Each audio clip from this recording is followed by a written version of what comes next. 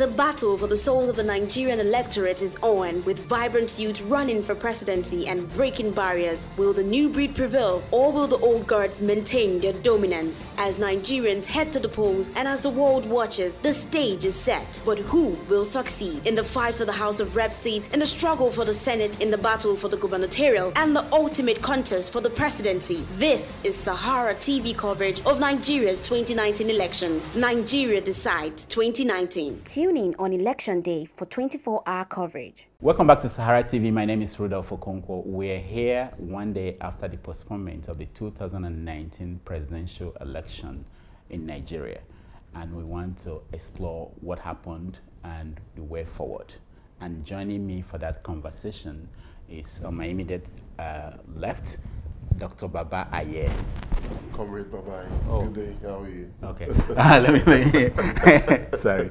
Nice to have you on SaharaTV. My pleasure. Okay. At the other end is someone you are familiar with. He's Dr. Malcolm Fabbi, who is the Director General of the Showre 2019 campaign. Malcolm, welcome to SaharaTV. Thank you very much. It's a pleasure to be here. All right. So we're all hopeful that today we will be watching the polls and watching the results and looking at the political scene and seeing what will happen. Yes. But that didn't happen. So as leader of the campaign, Showre campaign, tell us what is the reaction, official reaction of the campaign? Well, so the first thing is, we're not too surprised. In 2011, something very similar happened. On the day of, in fact, this was even slightly better. It's terrible, but it's slightly better. In 2011, it was on the day off. It was at about 7, 8 a.m. in the morning in 2011, before the announcement went out that the elections had been postponed, like they did today, by a week. In 2015, it wasn't even by a week. It was by a couple of months. So this is what happens when establishment parties panic. This is what happens when they realize that they're not ready for elections. This is what happens when they get afraid that they're going to be rejected at the polls. So it wasn't a surprise to us, but at the same time, we also have made it very clear that Nigerians should also not become numb to the fact that this is not normal. If there's one thing that any government knows, it is the fact that elections are going to take place every 4 years. So you have 4 years to prepare for elections. And the idea that we get to the day of the elections, there's nothing INEC found out yesterday that they didn't know 1 week ago or 2 weeks ago. So the reality is, anybody that thinks this is about INEC being ready or not ready, that's not what's going on. What's going on is the APC is not ready for elections. The PDP was no better when they were in office. This is about positioning to make sure that you can put the tools in place that can help you manipulate the elections. It's not about the Nigerian people. It's about survival for the parties. Now, comrade, what does that mean for Nigerian people who were ready to go and vote? Well, I would say we have a twofold problem here. There's the question of incompetence, most likely, especially when you look at the trend over the years. But there's also clearly very severe political undercurrents, because you look at it, at least 3 offices of INEC had been touched over the last few days.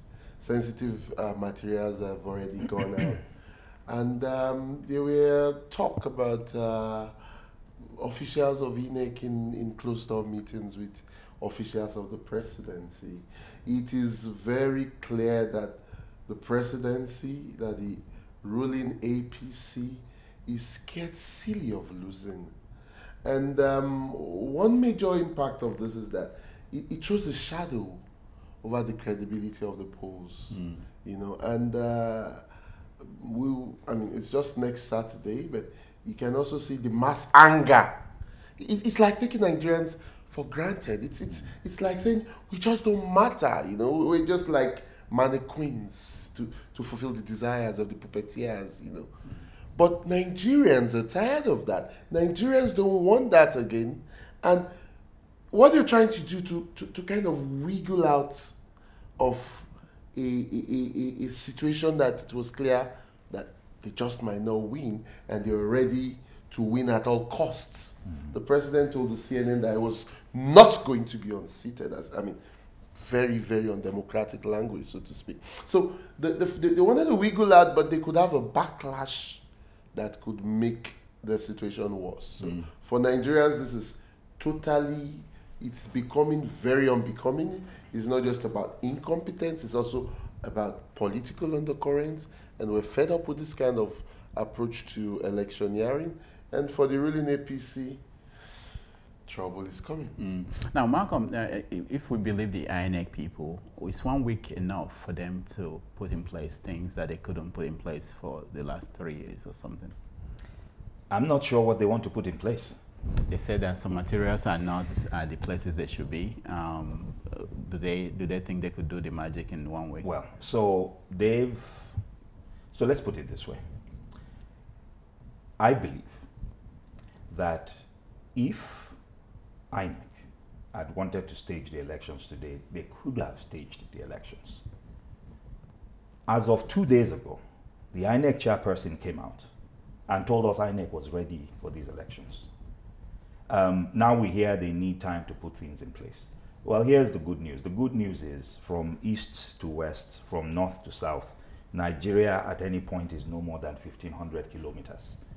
It doesn't take too much to make sure that whatever you need to get in place gets in place. But here's the other thing I'll add. It's not just about moving elections. We're talking about INEC. INEC has at its disposal all of the strength, the power, and the resources of the Nigerian state. Anything that INEC needs to get materials to wherever it needs to get them to is available to it. I think we should remember what parties like ours and the Nigerian people are going through. So I'll give you an example. There are 120,000 polling units. For parties like us, we had mobilized agents to those polling units. Parties like us had sent messages to all of our people to be at those polling units. Mobilizing agents is not easy. It takes resources. And while they have access to the Nigerian state, while the APC has access to the federal coffers and the CBN, because that's where they steal their monies from, while the PDP has access to the monies they've stolen in the past and the ones from the states they control, we rely on the Nigerian people. So what has just happened today is that all of those resources that have been mobilized to make sure that polling unit agents, to make sure that our ward chairpersons, to make sure that our local government electoral officers, to make sure that our parties' state officers, to make sure that our zonal coordinators were mobilized, to make sure things were in place, all of that has been wasted. And all of that has to be repeated again in a week's time. So this is deliberate. Anybody that thinks this was just thinking about Nigerians and thinking about how to make things better, absolutely not. You don't call off an election hours before the election was supposed to take place. So I still strongly believe, and that is the position of our party and our movement, that this was a coordinated attempt at two things. One, to prevent the APC from a clear loss that was coming their way. And secondly, to try to destabilize organizations like ours, because they know that we don't have the type of resources that they have to essentially switch around and get things in motion again within a week. But I think they're going to be in for a very big surprise. Because again, there's nothing that has happened here that completely took us by surprise. We had hoped they would not come up with their usual shenanigans. But having seen what happened in 2011 and 2015, there was always the possibility that they would repeat this. And here we are. What the PDP did twice, the APC has now done. So when we tell Nigerians that the establishment parties are one and the same, and that the APC and PDP are two sides of the same bad coin, they've now demonstrated it in every way, not just in their ineptitude in government, but in their lack of ability to conduct something as simple and basic as a presidential election. Now, as a trade unionist, what does this mean for ordinary Nigerians who today factored in that they are going to be at home, they will just go and vote and be at home? What are the losses? What does that mean for the regular people? It means a terrible state for many. Don't forget that 90% of the Nigerian labor force is an informal economy. A lot of people live by the day, by the hour, so to speak, even, particularly in our metropoles. And what that means is people took the sacrifice of today. They couldn't really get into the rhythm of economic activities today. You see, the streets are still largely bare. Now they have to make the same sacrifice next week. And apart from that, there's some, I saw this picture on a friend's Facebook page and I almost wept. There was this woman who had some basins of kunu, which she probably borrowed money from to even have that much. And she was close to to a polling unit. The intention was that with people standing under the sun, she would make some sales, and be able to use this for her family, and there she was now. Most of that kunu will go to waste. She doesn't have what it takes to preserve this thing. So, and there will be dozens, if not hundreds and thousands of people like that woman spread across the 774 local governments and the different polling units. So you see the impact is very there. And you also look at processes in the formal sector that employers could even factor that in, like in oil and what have you, in auto baits, where you have to shut down systems. But also look at individuals. There were several people that today might have been when they would have fixed for their weddings and so many social engagements. They now fixed next week. Yeah, so they now have to much more costs. There are some things that you just can't, that had been fixed for that money paid. So maybe you add more money to then shift it to where you want to make it. Even notices, like invitation cards to all this. So what they have done, and this is part of why you are seeing the kind of anger that is palpable, livid, on social media by common women and men, youths, Nigerians saying, why again and why now? And you know what? One of the things that can make anyone angry on this matter, some of the supporters of the APC say, it happened in 2011, it happened in 2015. Then, where is the change that the APC was supposed to represent?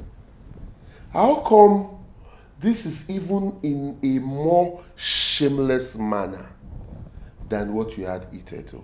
So the impact is quite there, and I think that Nigerians should insist that the ruling class, these establishment parties, should stop taking us for a ride. I think we are getting to that point that this must be the very last time in the history of elections in Nigeria that we're going to have this kind of postponement. All right, one last question to you, Malcolm. Now we have 1 week. Is the party going to continue to campaign, or do you just wait until next week? What is the plan? Are you allowed to start campaigning again for the election on Saturday, or is everything going to be at a standstill? So that is the idiocy of what INEC and the APC just did. In theory, campaigns are supposed to have ended on February 14th. Now they've moved it forward. They've talked about everything else, but what happens to campaigning? Well, here's what we're doing. We're engaging with the Nigerian people. So all it does is it gives us another week to continue with our engagements. So we're engaging on all platforms. From the very beginning, ours was a very organic, very grassroots, a very retail-oriented campaign. We had never believed in the campaign of rallies where people are bought, people are paid to be in the audience. So the way in which we campaign, the amount of time that's available to us lends itself excellently to what we need to do. So our people, even now, are back out in the streets. They are engaging with their neighbors. They are in the street corners. We are on social media.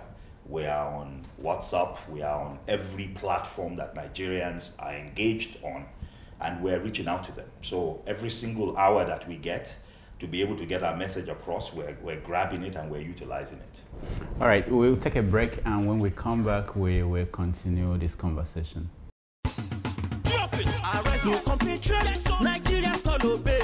The TV and overfed ruling class did not only create wealth for the minority, their friends, cronies, and stalwarts, and hunger for the majority, but also created a people who see themselves as hungry Yorubas, hungry Igbos, hungry Hausas. They seem to have succeeded in creating hungry pastors and hungry imams. All this in the bid to crush the resistance by the hungry people. We shall be free the day we realize that there are only hungry Nigerians.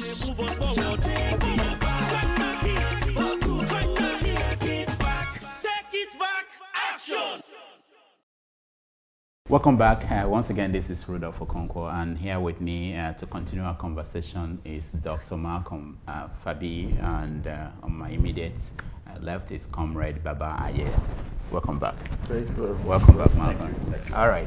So before we went on break, we were talking about the postponement of the election, but let's look beyond the election. You know, whatever happens, yes. Where does the movement? How do you hope to keep the momentum going? What is the next thing after the election? Thank you very much, and that's an incredibly important question.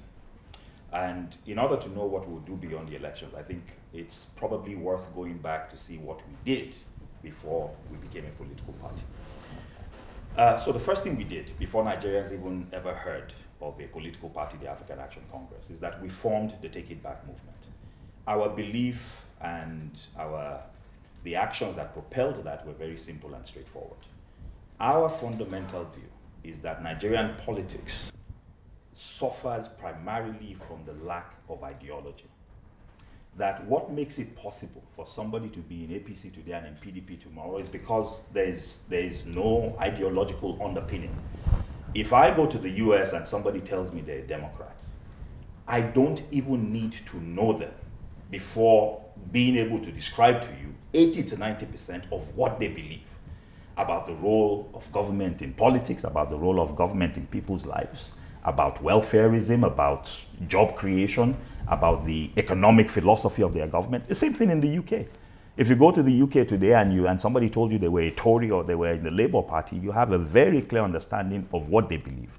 So what we started out with was the movement. And that's what would continue. So after the elections, what Nigerians can expect from the TakeitBack Movement is that the TakeitBack Movement is going to become one of the primary organizations that are pushing forward socio-political programs in this country. We will continue to engage with the Nigerian people. We will continue to seek out areas of Nigerian life that we will continue to engage with, whether it is helping to shore up the educational system, whether it's helping to address the challenges with IDPs and the displacement of internally displaced persons within our own society, whether it is helping to ensure that Nigerians' political consciousness is raised, whether it's helping to ensure that Nigerians that are out there, young people, that have been abandoned by their governments, are provided with tools that can help them become entrepreneurs, that we can continue to do as a political party, even outside of government. Those are the things that we will continue to do. We will continue to speak truth to power, and we'll continue to find opportunities for engagement with the Nigerian people. So the movement continues regardless. Now, Comrade, you know the Nigerian people, and we've been on the street talking to them about this election. And one of the commonest comments that we hear from them is simply that when you ask about the new parties and the younger people who are running for office, is that they can't win. They don't have structures in place. Why is it that Nigerian people will tell you that they don't trust these two major parties, but they will not vote for an alternative because they cannot win? What is wrong with that thinking? Well, I wouldn't say something is wrong with that thinking. The fact about politics is, before you win power, you actually have to express power. And that's why I think it was Frederick Douglass who said, power does not take even a single step backwards, except in the face of greater power, because power respects power. Part of the problem is that hitherto we have not really had parties that had different distinct ideologies, from the apologies to Fela chop and claim out like say not happen ideology of the dominant classes. And that also at the same time had a critical mass. What you have in the TIB AAC is a critical mass around a new kind of politics. And it is also not accidental. It's part of a global movement. There are times in history where you have cracks in the hegemony of the dominant parties.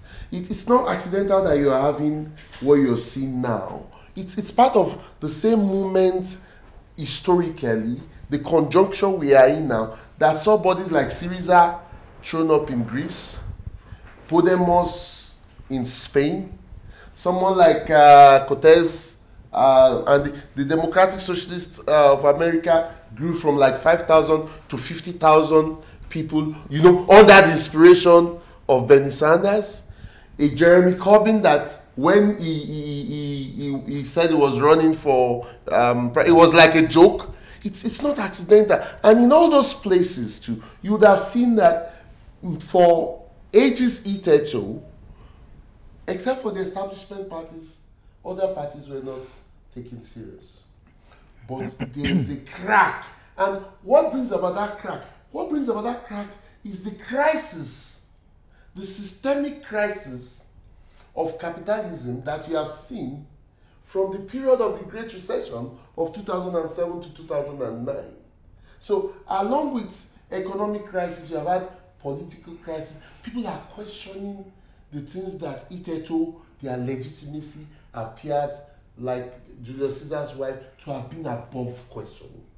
So what you have now is the lighting. This is an ignition. And TIB is lighting an ignition that with the spirit it has moved. I point out to people that this movement, this party has not just been about come and vote. This is a party that was on the streets for press freedom. This is a party that was at INEC to demand that, you know, towards the issue of people. This is a party that is a fighting party, a party fighting for the rights, for the interests of working class people and youths. You know, so we might be reaching a new phase in the political landscape of Nigeria as part of a global historical movement. Now, Malcolm, let me ask you, because what he's saying is also connected to what I'm about to ask you. The issue of people saying that your party should form the third force, so to say, that is an alternative to the two APC and PDP, which we know are not totally different from each other. What happened to the idea of coming together with the other parties to be that alternative, knowing that in most African countries, whether it's Kenya or Uganda, for the political party that is in opposition to take down the major party in office, they tend to, or the only option seems to be that they have to come together with other small parties to form that second force. What is the state of that discussion? So here's where we are with that. I think if you look back to our antecedents, if you look back to at least the major characters that formed TIB, especially our convener, Showore, his background is coalitions. He started out as a student activist. And as student activists, and you know, both Aya and myself actually got to know Showore when we were both in Unilag as student activists.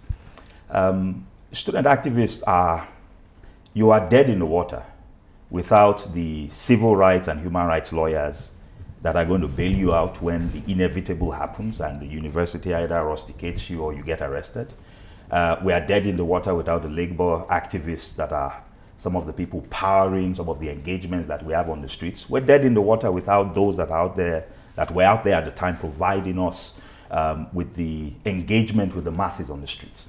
So the truth of the matter is we come from a perspective where coalitions are normal and natural. However, we're at a point in our history as a country, and certainly in terms of the history of our movement, where what has become more important to us is ensuring that there is a voice. We have a unique voice. We're the only ones that said Nigerian workers deserve 100,000 naira living wage. It's non-negotiable. we're the only ones who have come out and said that the solution to our security crisis is not in papering up the issues, is not in prettying up the problem, it's in fundamentally addressing the questions of restructuring that have led to some of the agitations that have led to this crisis. We are on record as saying, for example, that it was the abuse of the human rights of the leader of Boko Haram that took what was a regional and very localized conflict and turned it into something that has almost consumed that entire portion of the country and has now taken on global terroristic dimensions. And so there's a uniqueness to what we bring to the table. We are already a coalition. We, the TIB, and the AAC party, are a coalition of the oppressed, a coalition of the ignored, a coalition of what people would have called the inconsequential.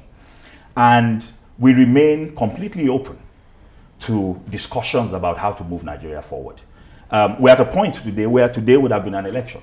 So the reality is those conversations will continue. They will continue beyond the elections. The elections are now going to be next week. And I think what Nigerians will find next week is that there is only one authentic non-establishment voice.